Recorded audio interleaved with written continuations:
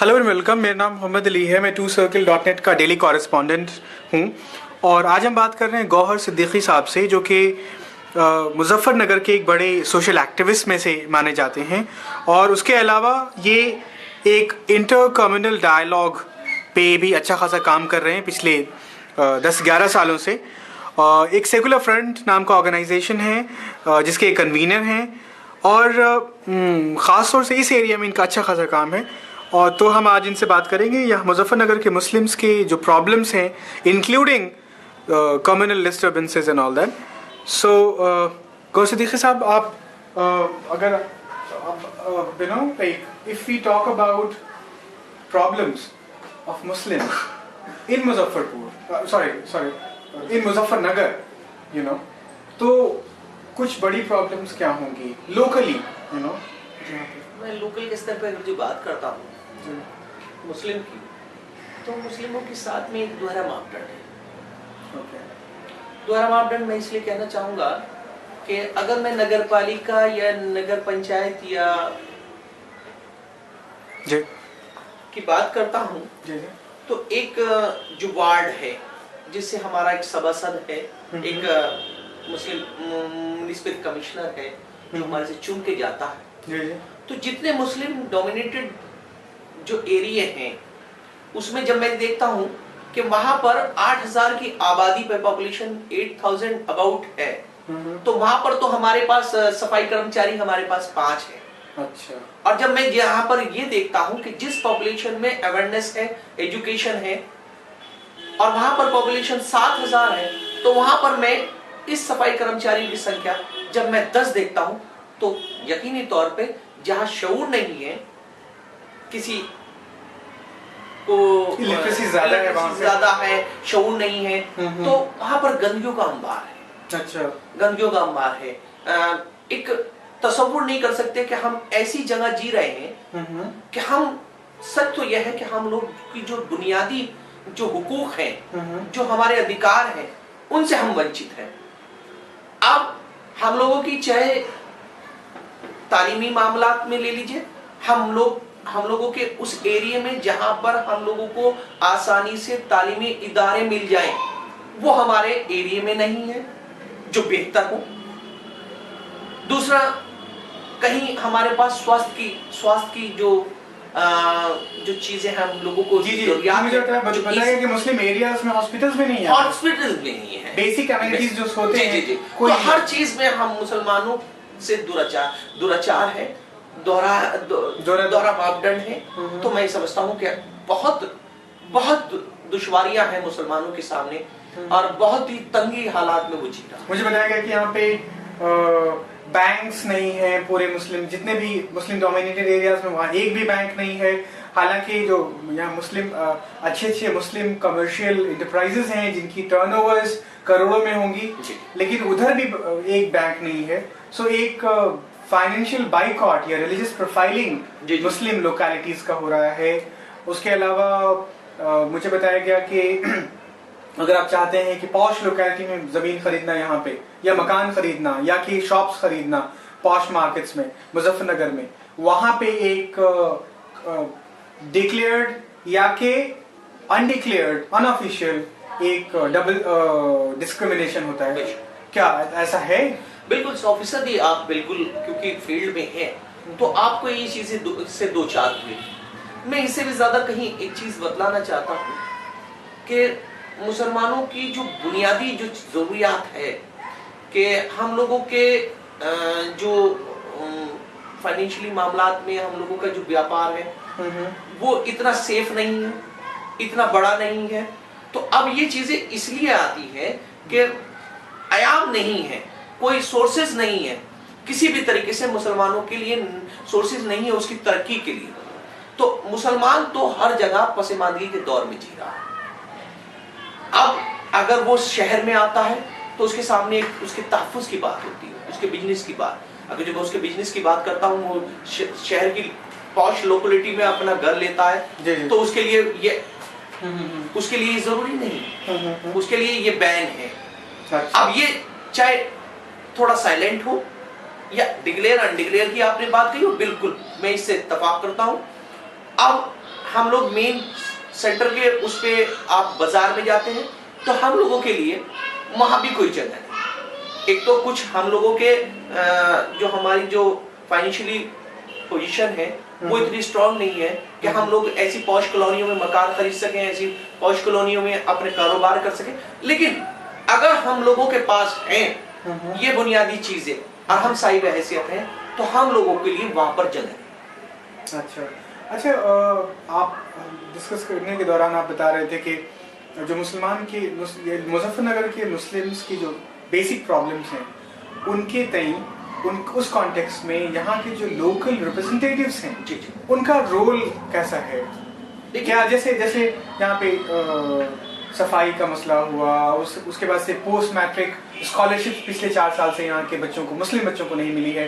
हालांकि on the other hand दलित बच्चों को मिल रही है, कोई प्रॉब्लम नहीं है, बल्कि कुछ लोग ये बोल रहे हैं कि उन फंड्स को दलित स्कीम्स की तरफ डाइवर्ट कर दिया गया है।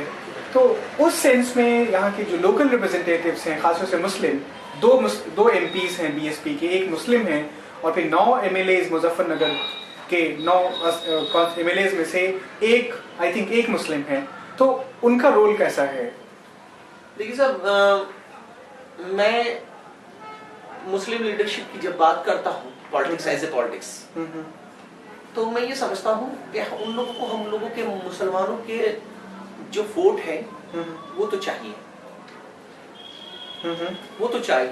लेकिन बुनियादी जो जरूरियात है हम लोगों की, बेसिक जो प्रॉब्लम्स है हम लोगों के लिए, उस पे वो हम लोगों के लिए एक्टिव है।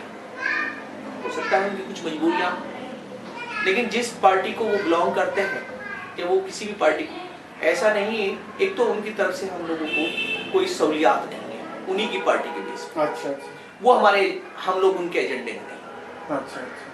फिर कुछ तो ये मजबूरी हो गई, कि हम लोगों के जो लीडरशिप है, पॉलिटिक्स लीडरशिप है, वो एफर्ट नहीं लगाती।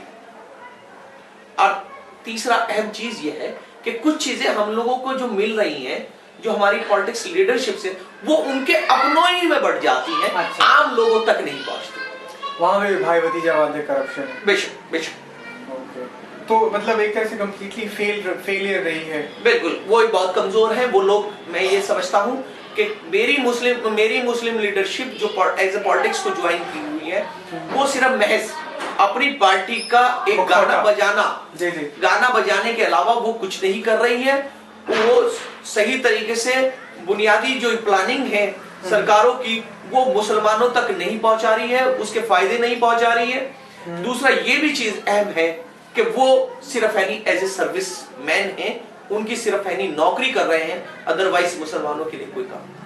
अच्छा, चूंकि आपका अच्छा खासा काम रहा है इंटर कम्युनल हार्मनी में, मैं आपसे एक सवाल पूछना चाह रहा था। जैसे अभी एक इंसिडेंट के बारे में आप तस्करा कर रहे थे कि आजकल बीएसपी की गवर्नमेंट में खास तौर से, चूंकि बीएसपी पावर में है, तो उसकी वजह से दलित बस्तियों और हरिजन बस्तियों के और जो आसपास उसके अतराफ में मुस्लिम्स रहते हैं, उनके बीच में छुटपुट घटनाएं होती हैं। कभी कभी वो बड़ी शक्ल भी इख्तियार कर सकती हैं कम्युनल डिस्कॉर्ड का, और उसको गवर्नमेंट एजेंसीज जो हैं उसको एक सोर्स बना करके मुस्लिम्स को हैरेस करते हैं या कर सकते हैं।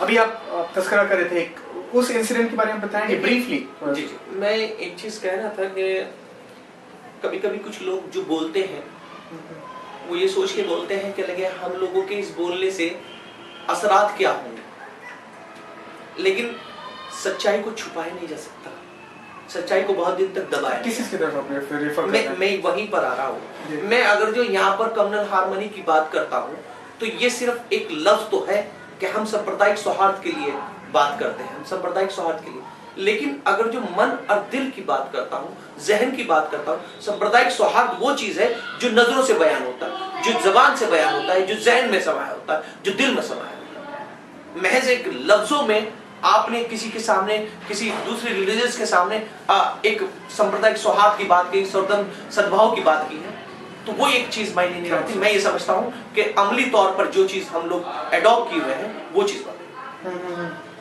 ये चीज मैं इसलिए कहना चाहता हूँ कि जब कोई चीज पावर्स में आती है तो कहीं ना कहीं उसका मिसयूज भी होता है। ओके, तो तो ये चीज जब सरकार यहाँ पर आज अगर जो दलित वर्ग की है या यहाँ की प्रदेश की मुख्यमंत्री दलित वर्ग से है, तो मैं समझता हूँ कि कहीं ना कहीं थोड़ा बहुत अवेयरनेस या उसकी थोड़ी सी बहुत जातियां किसी उसी कौम की ज्यादा बढ़ जाती है। बहरहाल ये चीजें देखने में आ रही हैं कि अक्सर कुछ चीजों पे टेंशन क्रिएट हो रही है, वो सिर्फ इसलिए हो रही है कि दो लोगों की बहस भी एक दंगा का रूप ले रही है, एक दंगे जैसी बात कर रही है। तो हमने ये देखा है कि बीजेपी का जो वोट बैंक था वो शेड्यूल कास्ट और एससी, शेड्यूल कास्ट मेरा एससी से वो है, तो वो एक बेसिक वोट था जिसपे कुछ लोग चंद लोग उस पे हुकूमत करते थे और बीजेपी सत्ता में रहती थी। लेकिन बीजेपी आज बैकफुट पे आई तो बीएसपी की गवर्नमेंट उसमें आ गई अपने फुल फ्लेज पावर में। ये 92 के बाद से आज तक कोई भी गवर्नमेंट यूपी में खास तौर से बनी है, वो कोलिब्रेशन की सरकार बनी थी, लेकिन पहली बार हम लोगों की ये बीएसपी सरकार आई है, वो फुल मेजोरिटी में है और मेजोरिटी पावर्स में है। तो ऐसे में मुसलमानों ने कहीं ना कहीं उसका तामुन किया था, कुछ और लोगों ने तामुन किया था, लेकिन अब अक्सर ये चीजें आती हैं कि इसका एजेंडा खुला हुआ है, वो एक दलित समाज की पैरोकारी करते हैं। तो हम लोग ये समझते हैं कि कहीं ना कहीं थोड़ा सा हैरेसमेंट मुसलमानों का इसमें हो जाता है। सरकारें कभी नहीं चाहती दंगा हो, लेकिन समाज एक बड़ा है, सरकार एक बहुत छोटी चीज है। तो बहरहाल जहां पर हम लोगों के तो बीजेपी इसका फायदा जरूर उठाती है।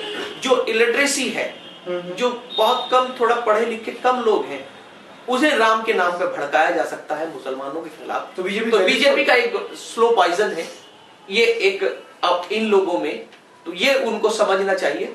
मैं समझता हूँ एक बहुत बड़ा तबका है मुसलमान और दलित, इन लोगों को साथ लेकर चले, ये साथ रहे तो ये कहीं ना कहीं असर लेकिन कुछ सोर्सेज ऑफ डिस्कॉर्ड्स हो रहे हैं अभी, वो क्या है, वो हो रहे हैं या प्रैक्टिकली होते हैं?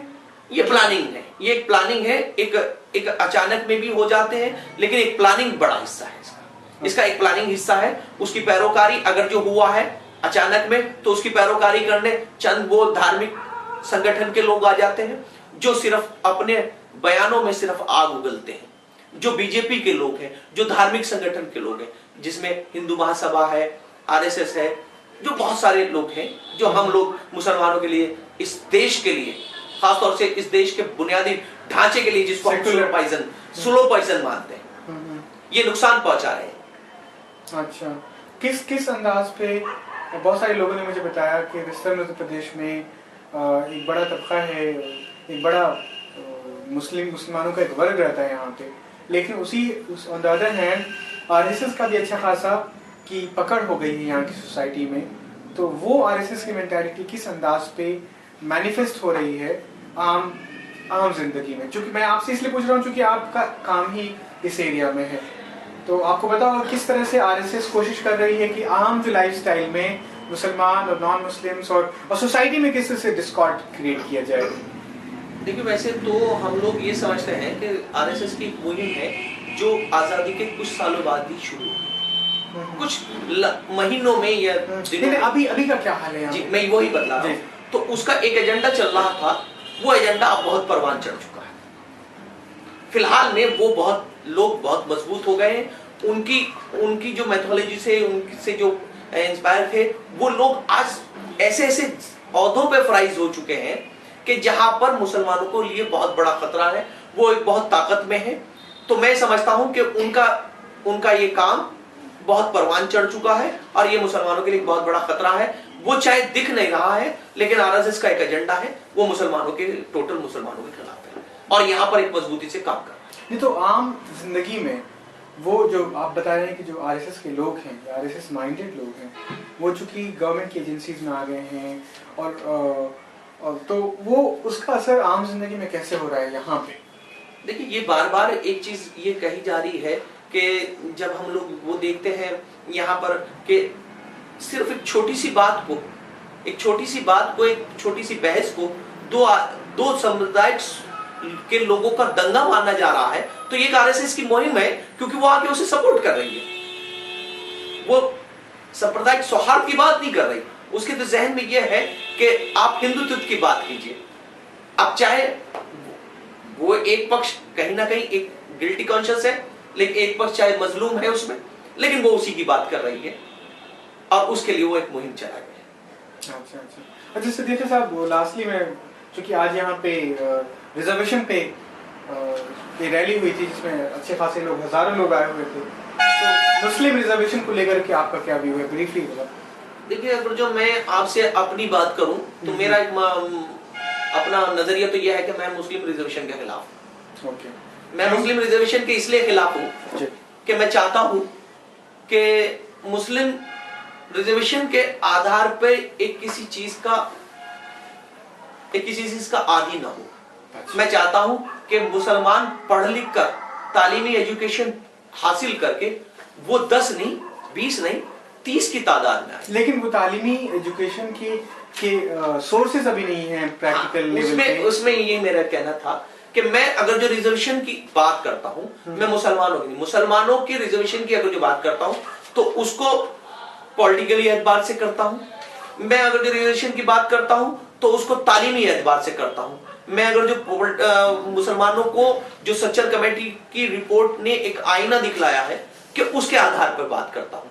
सबसे मेन चीज मतलब बैकवर्डनेस के इशू पे आप रिजर्वेशन की बात बिल्कुल बिल्कुल ना कि 8.4 का जो इशू है उस पर मैं उसकी करता हूँ, क्योंकि बिल्कुल एक तरीके से दोहरा मापदंड है कि मुसलमानों के लिए कानून कुछ और बन रहा है शायद, या उसको बनाया जा रहा है, या उसको मानता कुछ और है मुसलमानों के लिए और किसी और के लिए कुछ और है। ये दोहराया है, दोहरा मापदंड है कि मुसलमान धोबी को नहीं मिलता, हिंदू धोबी को एक रिजर्वेशन मिलता है। तो मैं इसकी मांग करता हूँ कि दोनों को कम से कम इसमें आरक्षण, वो 8.4 का। अच्छा, इसलिए साहब आप बता रहे थे कि यहाँ की जो लोकल लेवल पे गवर्नमेंट की स्कीम्स हैं माइनॉरिटीज के लिए, उसमें लोकल रिप्रेजेंटेटिव का रोल कैसा है यहाँ पे, क्या कर सकते हैं वो, क्या नहीं कर रहे, यू नो। देखिए, मैंने बहुत सारी स्कीम्स हैं। बिल्कुल बिल्कुल, मैं आपकी ये बात करता हूँ। अभी मुझे कुछ डाटा कलेक्ट हुए थे तो मैंने देखा कि इस ईयर में पिछले जो हुआ है तो तकरीबन मुझे आज ही शफीक साहब से मालूम हुआ कि तकरीबन 25,000 के करीब मुझे ऐसा लगा कि कुछ योजनाएं सरकारों ने मुसलमानों के लिए दी, जो सेंट्रल से या स्टेट से, अदर स्टेट से आई। तो इसमें बहुत सारा तबका इसलिए महरूम है। एक तो हम लोगों पे इलिटरेसी बहुत है और हम लोग इसके प्रति जागरूक भी नहीं है। दूसरा ये है कि हमारी जो लीडरशिप है, मैंने पहले ही कहा था आपसे कि वो बुनियादी तौर पे हम लोगों की मदद नहीं करती। अच्छा। हम लोगों को सिर्फ इस बात का भय जो रहता है कि पुलिस से हमें कौन बचाएगा, थाने से हमें कौन निकाल के लाएगा, हम इस चीज की